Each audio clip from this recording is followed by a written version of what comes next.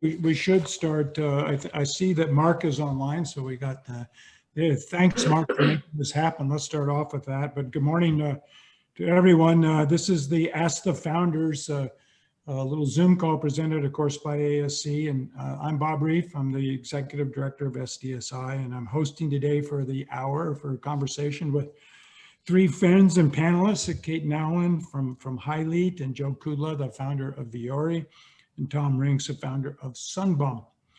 A word from the sponsor, that's me, SDSI. We're a business development group in San Diego, of course. We're focused on the sport and active lifestyle network. We have about 110 companies in our group. Our economic sector is pretty powerful here. We have $3.2 billion in economic impact and about 42,000 employees in the healthy living component of our ecosystem here. We created SDSI, we create new jobs and commerce and new companies. Our number one product as a business community is actually our accelerator. It's a mentor-led 20-week program, happens twice a year. It's been extremely successful. We've graduated now 102 companies. We've helped them raise approximately $90 million. They have an 85% success rate since inception, so that's almost 11 years now. 51% are technology-based companies, and the best stat of all is that 51% are female-founded. Very unusual in the startup world, as you know. The accelerator is open to everybody who's in the healthy living space, and if you know companies or if your company is interested, you can reach us through our website, of course. So today we are unsure about the size of the call. Like everybody who's on these Zoom presentations, we really hate the lecture format. So in spite of that, we have quite a few people on the call. So we're going to go to the chat room format.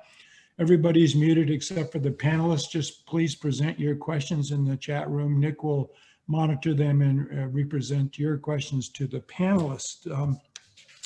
So let's see, let's just get started. I've been thinking about this for quite a while. The topic, of course, is growth. I don't think there's a more aspirational word in the business vocabulary than grow.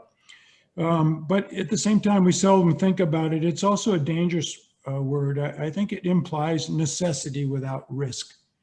I think we all know the famous story that we're all raised around, that I started a little business and it started to work, and I realized if I just had more capital, I could grow it even faster. So I borrowed some money and I gave up some equity. I maybe didn't understand how much I was giving up, but I gave up some equity. Business took off and it grew like crazy. And then an unexpected event happened, like COVID, and the reverse quickly set in. Notes were called, equity disappeared, unhappy result.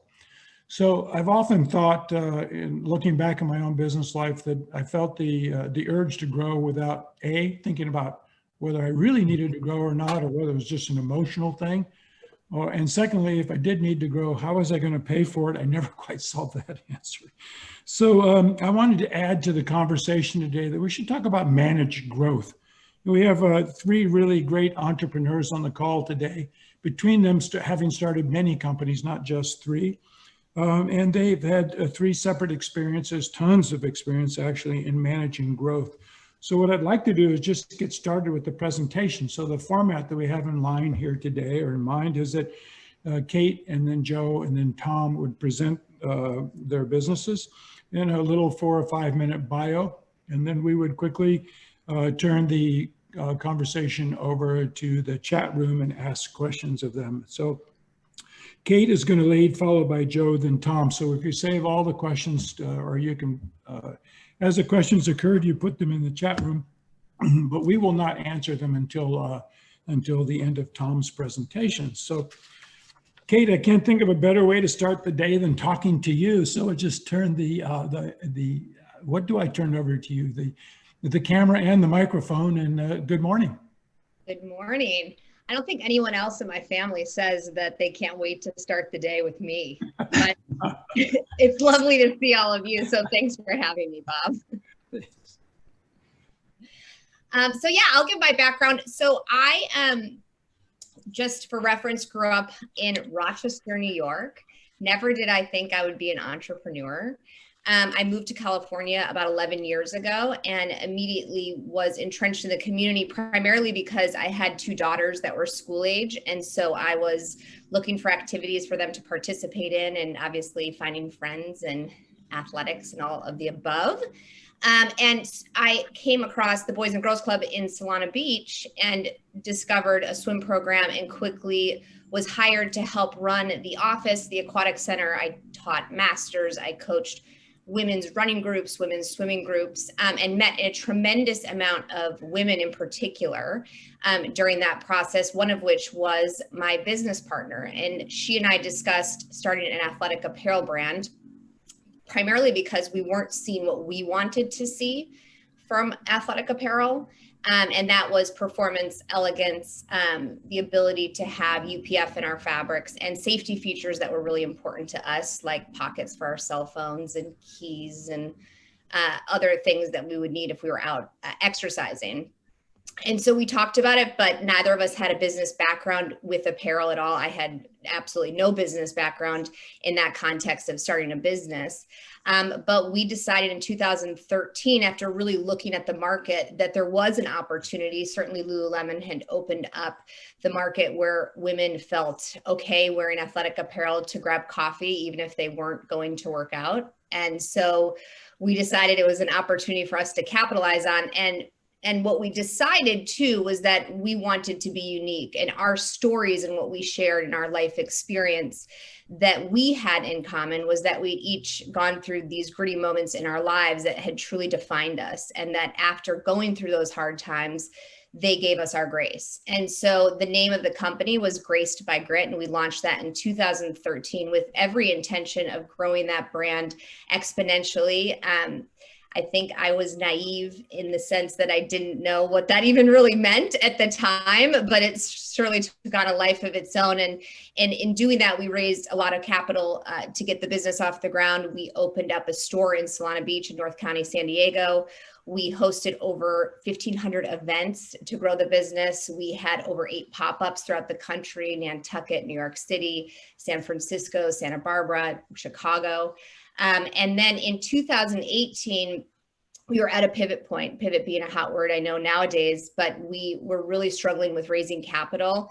As many of you know on this call, raising capital for women is tremendously hard, and the odds are against us when we're out there, just because we're women, not because we have less of a chance of our businesses being as successful from a monetary standpoint.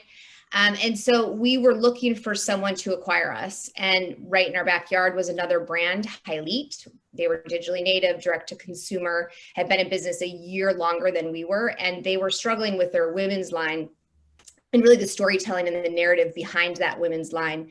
And we're looking for a brand like us. And so it was, in a lot of ways, a very serendipitous event. It was a asset acquisition. So that happened in June of 2018, where then I joined that team and helped run the day-to-day operations, and then stepped away from that in April of this past year and joined the board in July of this year. So I sit on the board for that, as well as I sit on the board for the GracedByGrit Foundation, which is really the legacy of GracedByGrit. It is all about empowering young girls to be the leaders for tomorrow. And we do that through events. We just launched a mentorship program this month. And we also have a scholarship fund that is given for young girls attending college for athletics and academics, because we understand that girls have a greater chance of success professionally if they actually participate in sports for as long as they possibly can.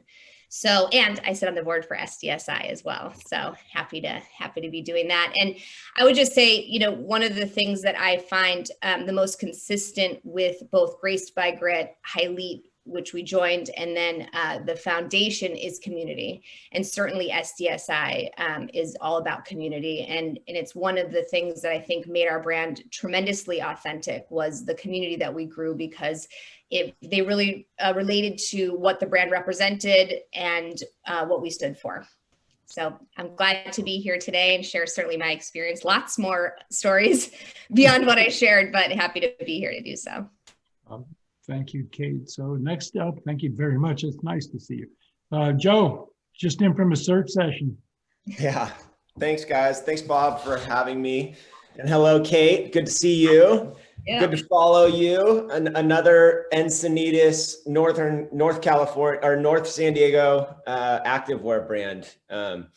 So I am, my name's Joe Kudla, and I founded a company called Vuori back in, it was right around when Kate started GracedByGrit, 2013. And where Kate was focused on women's, we kind of went the other way and focused on men's. And, you know, we call ourselves a performance apparel brand that's inspired by the coastal California lifestyle. And that's really an integration of all the things we love and we're inspired by: yoga, surf, sport, and when we say life or lifestyle. And we hold ourselves out to have developed and brought to market a new perspective on performance apparel. Because if you think about what was happening back in 2013, on the men's side of things, you had all of the mass brands that were really, you know, team sports driven. They were mass distributed, focused on cost over quality. And there really wasn't a lot of premium options for men. And so bringing this kind of West Coast, more casual DNA into activewear was new. It was something that really hadn't been done before. And a lot of people confused our business with a swimwear line. And we had to convince them that it was activewear, in fact, but it just looked and felt very different. So we started the business, you know, back in late 2013 in a friend's garage in Encinitas. You know, fast forward to now, we have about 250 employees. Business has been really successful on a lot of different fronts. It's been a fun and challenging adventure. So, you know, kind of to rewind a little bit and go back to kind of our thinking, you know, I had mentioned the big brands, kind of over distributed. That always kind of spells opportunity. We felt like the quality wasn't there. You know, Lululemon, as Kate had kind of mentioned, they were kind of the big boat that created the wake for a lot of us to kind of fall behind. But, you know, they were really focused on their female consumer.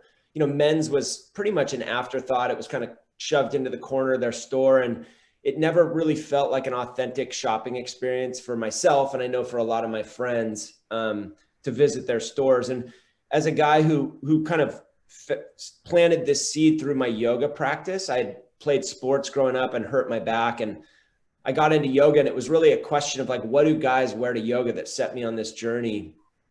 But, you know, looking at some of the data in the market, there were 30 million people practicing yoga in the United States at the time, and 30% of them were men. I was one of them, and men's was the fastest growing demo. And I just started seeing a lot more people in Encinitas, a lot more guys showing up to yoga, and they were wearing their board shorts, or they would be wearing a pair of Nike shorts, or occasionally a guy would walk in class with Lululemon on and kind of get poked fun of by his friends. It's funny how far they've come with their men's business, but at the time, you know, very much an afterthought. So, and then lastly, you know, there was really just nothing that spoke to us personally. We all wore board shorts to work out in. There was nothing that really merged that West Coast kind of casual aesthetic with performance, as we say, built to move in, style for life. But it was all about that versatility that we wanted to bring to market and create that didn't really exist. So at the time, we went out to our friends with this great idea to raise money, and Bob can talk to you about those days. It was not easy. I liken the experience to like raising money to start a band. It was like, we're going to be the next Rolling Stones. Trust us. We're going to be great. And it was a very, very challenging experience. So, you know, we had raised just enough to kind of get out of the gates, to develop some product, launch a website. And our idea was that we were going to go out and kind of define this engine of growth that we could then take back to the market to raise additional capital. And, you know, back in the late 2013, 2014, the whole D2C thing was really just beginning. Like the idea of advertising on social media was really a novelty. And so our thoughts were that we would go into the wholesale market. There were a lot of brands that were kind of launching in the women's space that were kind of selling through yoga studios and gyms, and they were actually developing quite nice little healthy businesses. And we thought, given that there was no options for men, that could be a good little channel to get out of the gates. It turned out that that premise was flawed. and that men didn't really shop in gyms and yoga studios in the little distribution that we did get. And a lot of the wholesale partners that we would approach would just say, look, we're still trying to address the woman who's coming into our gym wearing Lululemon all the time. We can't even think about men's. And so we were a little bit early to the party. And so we were running out of money and we couldn't get more. Our investors weren't really interested in being in dialogue. And so we took everything that we had left and we went all in on kind of what I'll call like a more direct focused customer acquisition strategy. And it turned out that that was the best decision we ever made. And we started to see results through advertising on social media. And we started to reinvest that money and be really frugal in the meantime. But we were able to define an engine of growth that we could take back to market.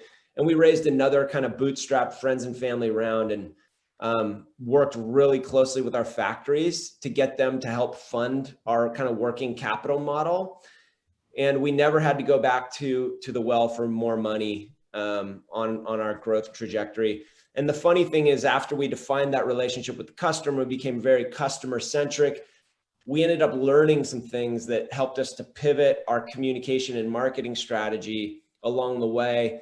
Eventually, REI and a few other wholesale accounts knocked on our door, and we were able to develop great partnerships with them and utilize our relationships with our factories to fund the growth of the business. And, fast forward to 2019. So this would be about a year ago. We sold 25% of our business to a group called Norwest Venture Partners out of Northern California for $45 million. And they're a minority shareholder aligned to really grow the company. And it's been just a tremendous ride and fulfilling on multiple levels. Thank you very much. Joe, I think you forgot to tell people you're a recovering CPA. I like to say an accidental accountant, but yes. Oh, okay. Well, I think, having your sense of the value of money, and you, of course, you have a pretty extensive business background prior to Vuori. Obviously, it all came to fruition at one critical moment. I think we're super proud of the brand. And same with the next one. You see Tom Rinks there, our local sun protection brand, now gone global. Hey, good morning, Tom. Hey, good morning.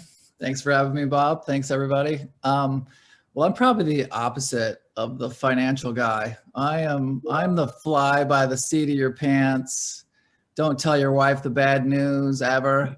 You figure it out as you go, entrepreneur guy. And while I've done a lot of companies over my career, I started in my 20s, and most of them are in the bio, and then I've done some other work for some other companies. The one that's not is the first one, and that's a company I started that still exists called New Agenda. I was going to be a painter. That was what I was going to do. I was going to go to New York and be a painter. I was an artist, and I got C's and D's at a small liberal arts college, no business classes, no marketing. And then I fell in love with a girl in Michigan. I grew up out here. She wanted to move back to Michigan. We moved back to Michigan. And what does a painter do when he has to raise a family in Michigan? He gets a furniture salesman's job, which is what I did, and sold commission-only furniture. And I was at Lake Michigan one weekend, and there's wind swells there, so sometimes there's surf, but this day there was no surf. And there were some guys out there sitting on these longboards just bobbing up and down. I just found it really funny. And so I started drawing. I was a cartoonist. I drew a few cartoons of an old guy with a beard with cobwebs on him. And it said Surf Michigan, waiting for the big one. And then I drew another one with some kids on shortboards and a boat going by making a wake. And it said, here comes the next set dude. Stupid, but I drew all these drawings. I didn't know what to do with them. And I ended up putting one on a t-shirt. And one day from the furniture store, from my manager's office, I called a store called Meyer, which is in Michigan, Ohio, Indiana. There's a couple hundred stores, like a Target before Target. And said I was a surfwear rep, not knowing what I was doing, and that I'd like to show them my spring line. And so they gave me an appointment. I went in, There's all these guys with rolling racks and big cell phones, and I'm sitting there in a bad corduroy suit and one shirt on a wire hanger and some drawings. And before I could leave, they told me where I could go and they told me where I could set up. So they send me into this room. I go into this room and it's got all the grid on it and the lights that where you can hang all the coordinates and everything, like I'm sure other speakers have done before. You set it all up so you could see the whole season. And I put my one little wire hanger, white Hanes Beefy t-shirt up there with a one color print, and spread my drawings out, start sweating. Vivian Dreyer walks in, the buyer, and looks at it and looks at me, and I had nothing to do but come clean and just say, yeah, I work at the furniture store down the street, and I saw these drawings. I saw these surfers. I thought it was funny. I'm sorry to waste your time, but here it is. Well, she bought 1,800 t-shirts in the next few minutes off of those drawings, and kind of was cool enough to get me started. I still know Vivian. And I've stayed in touch with her over the years anyway. So I go back to the furniture store. I keep selling furniture. I get if I work there 5 years, I get profit sharing, which is going to amount to about $20,000. So I stayed a couple more years. During that time, I went to a Michigan basketball game. For those my age or older, you'll remember the Fab Five, 1991, 5 freshmen who went all the way to the NCAA finals. Well, I went to a game mid-season, and the only shirts that were available were a shirt that said Michigan basketball with an XXL in it, or with a bad clip art ball going through a hoop. And I thought, man, they should have cooler shirts than this. So, and I was kind of doing these little t-shirt things. So I went into the 80s office, which you can't do anymore, and got a license, which good luck getting a license for those kinds of things anymore. But I did, and created a shirt called Slam Dance, one shirt again, and took it around the school. I actually pulled it out of my closet. It's this right here. It's not your guys' material, Vuori, and all you guys had on it sucks. But took it, sold 10,000 shirts that season, ended up leaving my furniture job, and then ended up with about 400 licenses and doing all the trade shows and doing all the championship jerseys, and not jerseys, but shirts for everybody. And ended up selling that company and then starting another company after that. But the reason I want to start with that story is I get it. I get from Sunbum, which is a crazy story, from 2010 to, getting equity partners, and then a strategic sale last summer to SC Johnson. I couldn't have done, Sunbum just didn't happen. I couldn't have done Sunbum 30 years ago or even 20 years ago. It was all of the learnings that it took from way back at those first of hawking those t-shirts at U of M football games, and seeing what people liked and didn't like, and responding to that, and being flexible and being open and watching consumers' behaviors and all that. That's what through the years have super led to what you guys see when you see Sunbum, which may or may not look like it knows what it's doing, but it's because I had that experience. So anyway, super happy to be a part of this and to help out however I can. SDSI, I didn't have an SDSI, and man, what a great organization, and to be able to give back at this point in my career, I'm just super stoked to be here. So that's it. It's really awesome, Tom. Could you tell us 90 seconds of Yo Quiero Taco Bell? Sure. Californians know what that is. I hope everybody online knows. Yeah, I mean, that was a little bit, that was a really super interesting. Yeah, I one of the things I did was I did some branding for people. Taco Bell was looking for some merchandising they could start selling. McDonald's, believe it or not, at the time was selling McKids clothing at Target. And so they were looking for more of an icon. I met them. I was doing a licensing show. I had a character called Psycho Chihuahua, which I had done, that was selling at a lot of the retailers around the country. And they spotted it, and we had a very similar demographic that we were going after. And I spent a year and a half with them, talking them. And it's easy now to think, you know, yeah, Chihuahuas, it makes sense. But at the time, Chihuahuas, man, there was no Paris Hilton or Legally Blonde, and they weren't accessories at the time. They were literally like dropkick dogs. Like everybody hated Chihuahuas. We would never put a Chihuahua in front of it. They weren't cute and fun and at the time. So had to spend about a year talking them into that this was the right move for their brand, and wrote the commercials and wrote everything about it. And then they didn't want to honor the contract, so I had a huge contract claim. So if you look that part of it up, which is a bad part of my career, I'd take them to federal court and won like a $40 million verdict because that's what the contract was that they didn't pay. So super fun, but I would trade it all away to be able to actually do the commercials. They ended up just a chai day. So that's a bad story, Bob. That's not a good. Oh, well, you know, that's part of the business world, and those experiences. I've had a few I would say false starts in my life as well. One of the advantages, at least in my case, of being so old, is that looking back and helping people identify those landmines that really lead. Yeah, to, I mean, the best learning from that is I had an to- agent. I had everything tracked, so there was all of the all of the background and all of the exchanges of mail and phone conversations were all documented, and all the meetings were documented. So it was just a 5-year battle to get to court, but once we got to court, it was pretty much a slam dunk. So. But That's awesome. yeah, really amazing experience just to see what it takes. I would never go up against a corporation again, ever. They're amazing. They're amazing. The lawyers are unbelievable. Well, the other lesson might be don't work for one either, but you know, that might be a I personal. love talking about it. I still eat there all the time. In California. Nick, what you guys like, oh my God, that's the Michigan in me, I guess, right? Well, if you really want to know about Chihuahuas, you know, the Dog Whisperer has a whole program about one leader of the pack Chihuahua called El Diablo. Nice. It's an experience.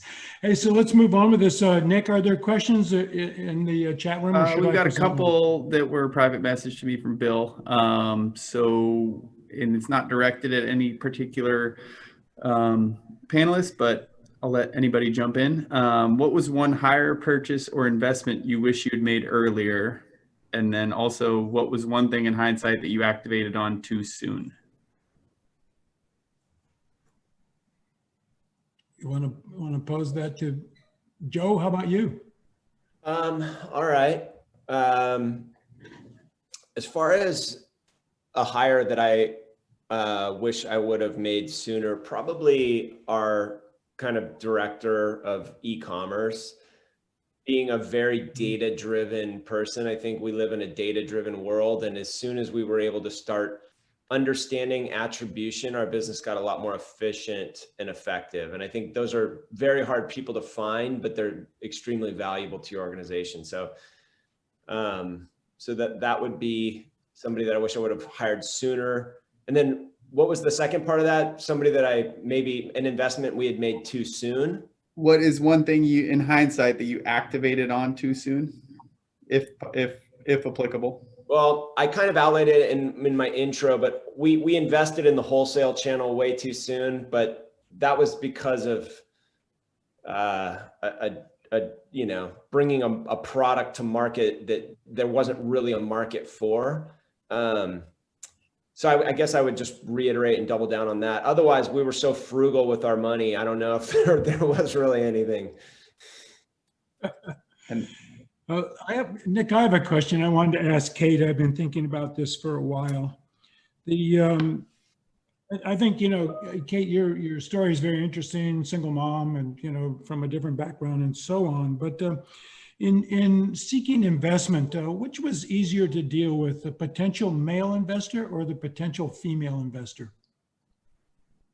Well, there weren't a whole lot of female investors was the challenge. And I think that was one of the mistakes that we made, was we assumed that women that had money would be interested in making investments. And I think unfortunately, and certainly I see this changing now, but unfortunately women are not socialized to think about their money in that same capacity, and they tend to run their households, but they don't tend to run their families' investments.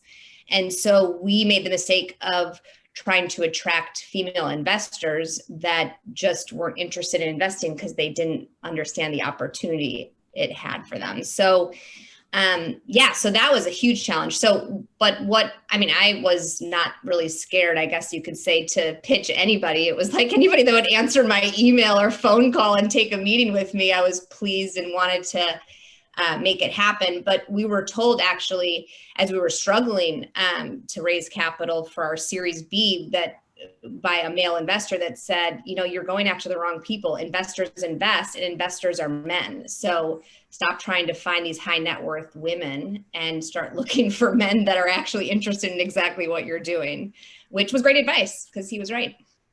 It's like, we have a couple of questions coming in from the chat. We'll get to Meredith in a little bit, but Can I hit that question on the too soon? Just because I think it might be relevant for somebody.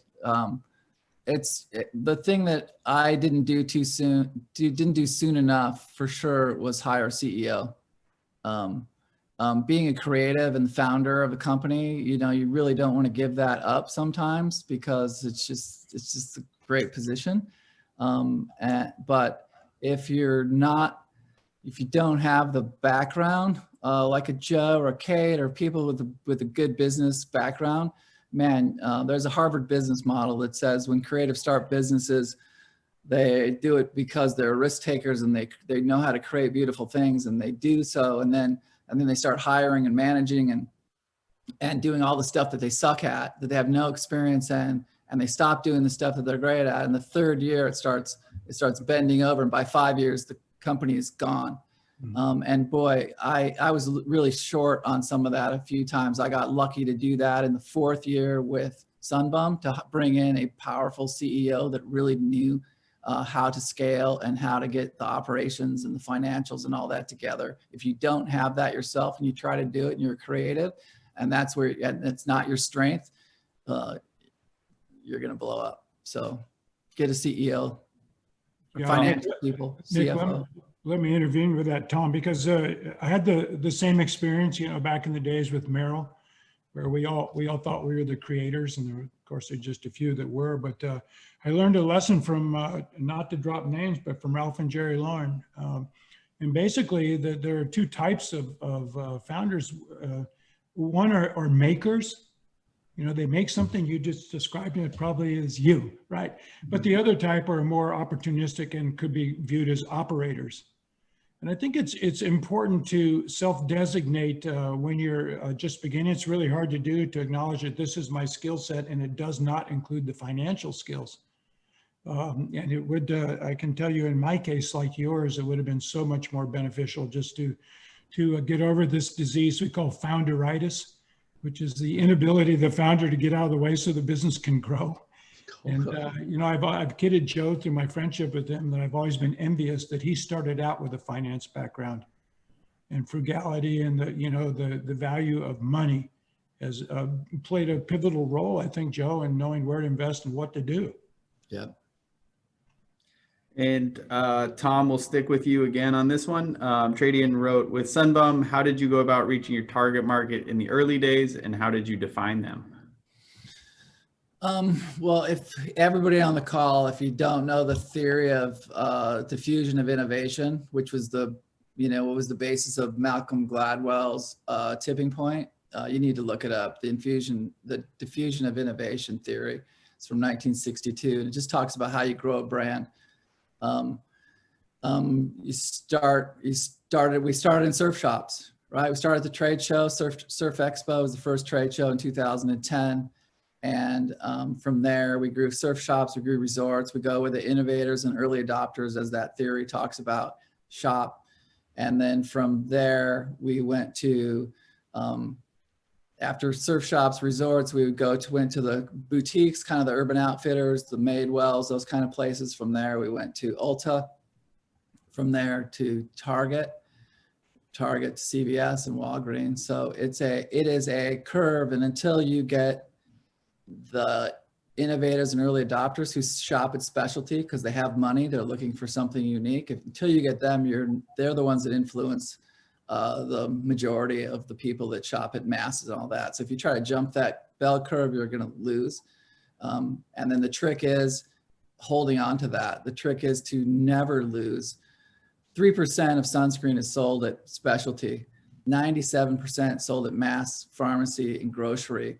And so what happens is people, when they get to those bigger players, they start focusing on advertising to those players, and they forget about the 3%. Well, the 3% is who drives all the people who shop at the other place of what's cool, what's happening, what the trends are.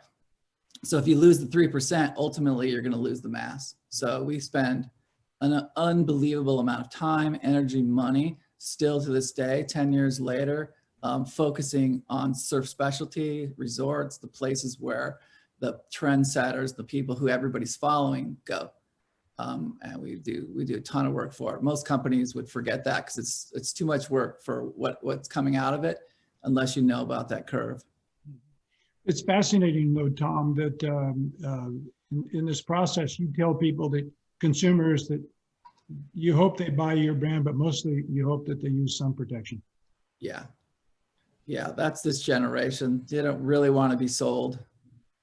And if you're on a real mission, if you're really true, I mean, Sunbum is about sunscreen protecting you from getting skin cancer. And if you really, that is your mission, you don't care if they buy yours or anybody's, you just want them to be protected. I come from the content marketing side of things. What major changes have you done this year in terms of B2C using digital marketing? Joe, I would say you're more up to speed than I am. You're in the day-to-day trenches. I'm not anymore. I'm happy to share. And I would imagine in context, we're talking about this year specifically with COVID throwing a big kind of change at us. So we did three things. We recognized early on in the lockdown that we had to do things very differently. All of the content we had generated was focused on kind of outdoor active lifestyle.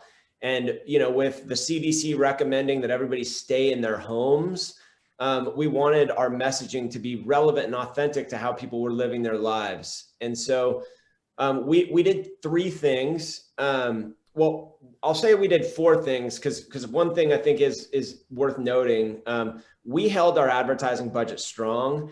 You know, a lot of people reduced budgets and they kind of wanted to wait and see what was going to happen. And we decided not to do that. And it benefited us significantly. So that was one thing. The second thing is we went out and reshot everything with a message focused on comfort and versatility. And that message really resonated. So we did go back to the drawing board and recreate a lot of assets that we had put forth kind of over that period of lockdown.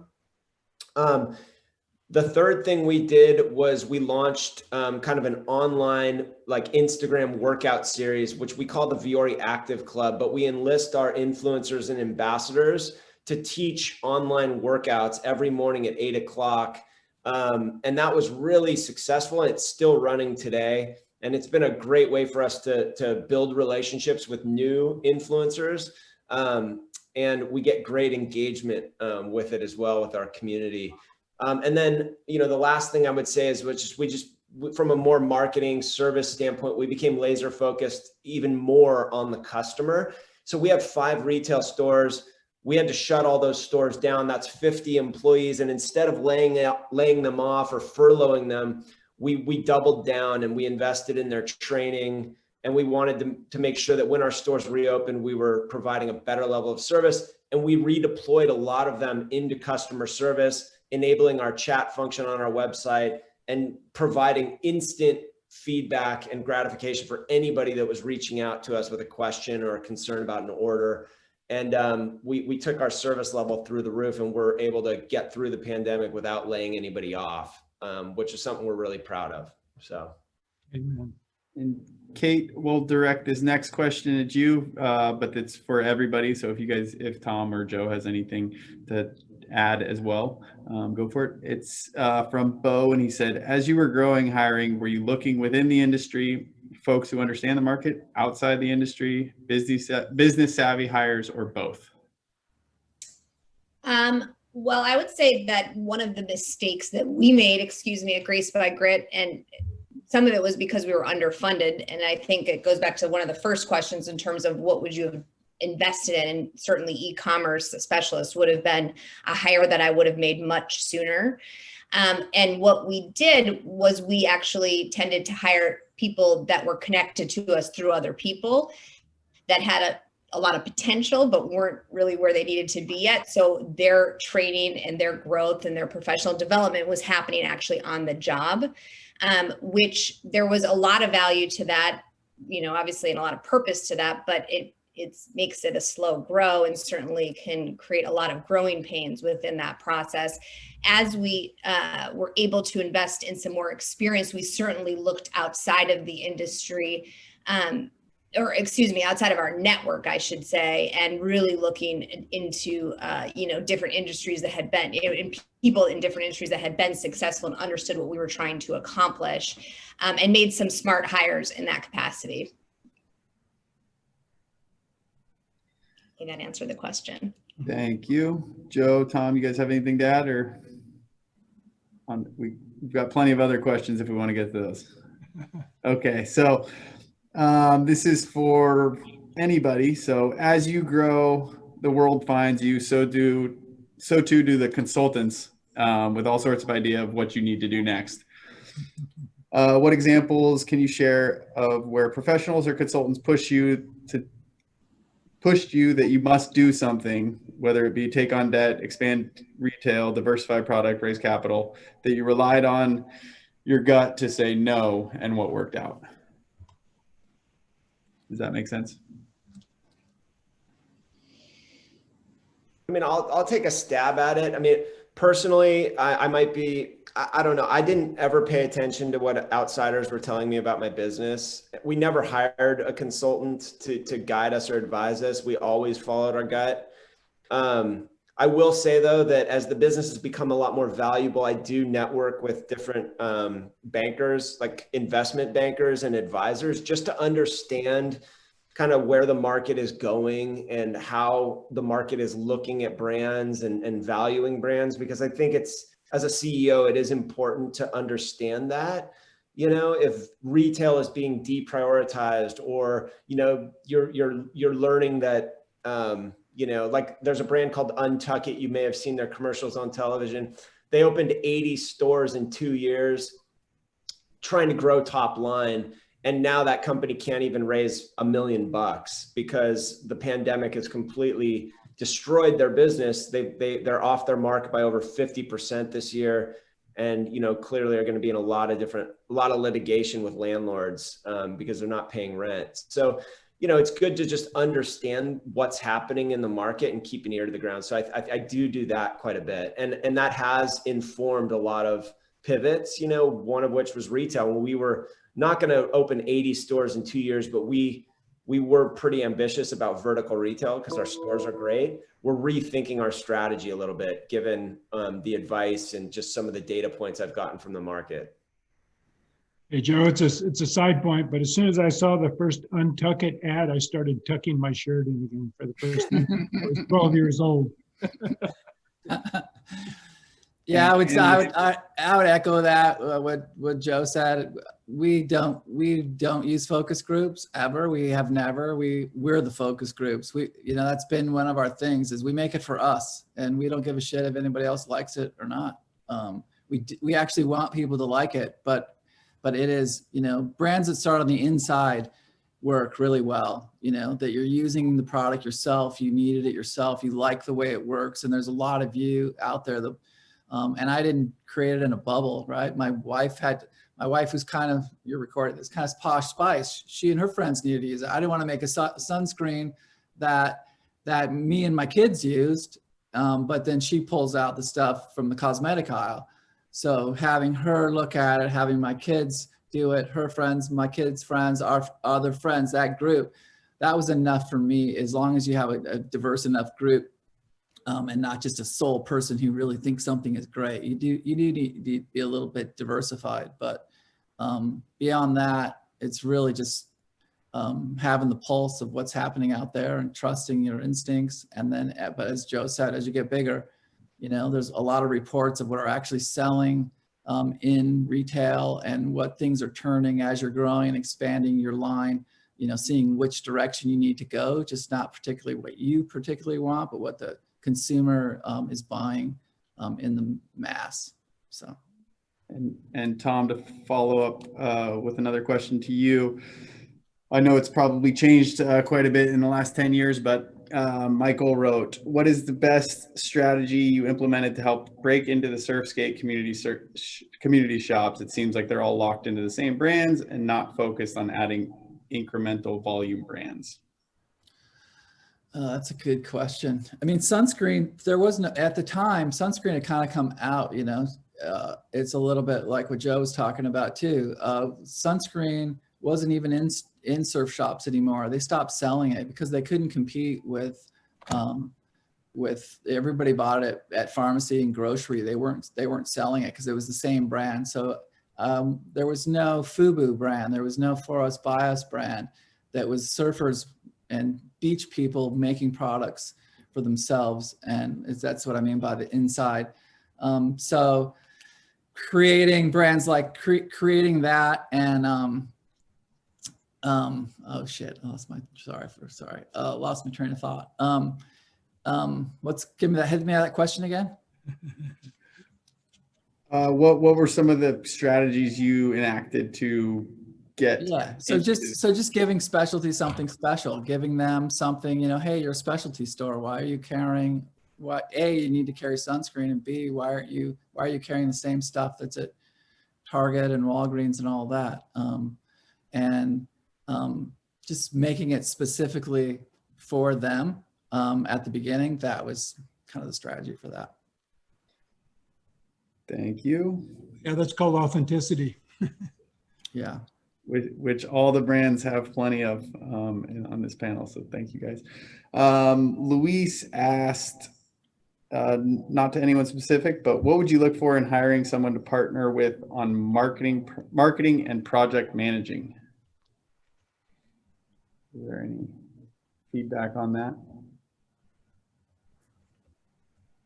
Our core competency is building in-house culture and teams. So we try not to outsource, but we do work with like digital marketing kind of agencies that buy media for us.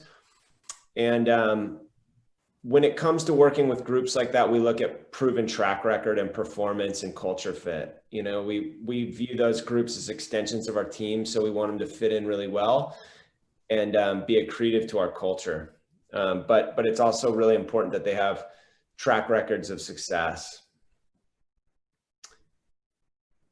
Yeah, I would mimic that sentiment. And I know certainly early on with GracedByGrit, we utilized consultants more than we did, more than we were hiring people within to get it off the ground. And certainly it had to have a cultural fit. And for some of those, they ended up being hired actually as full-time employees because it worked out so well. But I agree with you, Joe. It had to be a cultural fit, and we had to look at them as if they were an extension of the brand itself.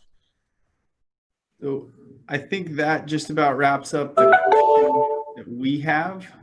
We've had people from Long Beach to Long Island and beyond, Germany, Austin, all over the place. So Bob, if you have any closing thoughts or any closing questions. Yeah, I do. We have a few minutes left, I think. Well, first of all, thanks to everybody that's listening and watching, and of course to Kate and to Tom and to my friend Joe. That's a thank you so much for doing this. But you know what, guys, I just want to point out to you from a perspective of somebody in my age group or Bill Walton's age group, a little bit younger than me, that this is a time of transformation. This conversation is very interesting. It hasn't been about using money to grow. It's been about using new ideas to grow. And I was just trying to keep notes as we're going along here, things that struck me as something interesting. We mentioned home officing, changing people's lives, people becoming more aware of their personal health and the need to have strong cardiovascular health, having freedom with home officing, so they're not stuck in the same regimen all the time. And of course, you know, having a little bit of monopoly money from the government has been helping everything to create the demand curve.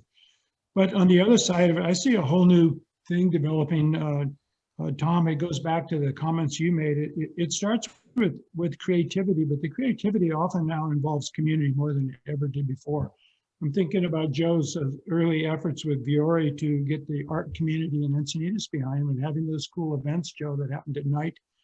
A couple hundred people talking about art and what's going on and being presented around this very minimalist clothing line called Vuori. We were all trying to understand how to pronounce it. But instead of going to retail, many of you have gone to pop-up stores, and from pop-up stores gone to a pivot strategy. And that pivot has included new ways to find funding so that you don't have to borrow money from people who want to triple their money in the next 2 years and create brand conflict. Joe mentioned using factory financing. And Kate, I know in your case, you got really clever in managing, for instance, import tariffs and putting in a 3PL down in Mexico to go consumer direct without any tax burden.